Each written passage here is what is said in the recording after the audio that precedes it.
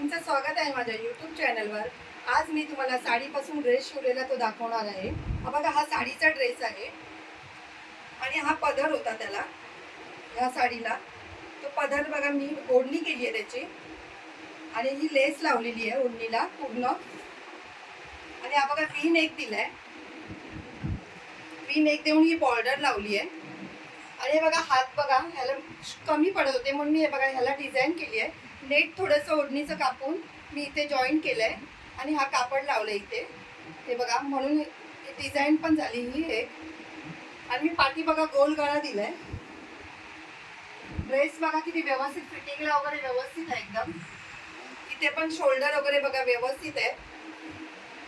आणि बघा प्लाझो शिवलाय मी खाली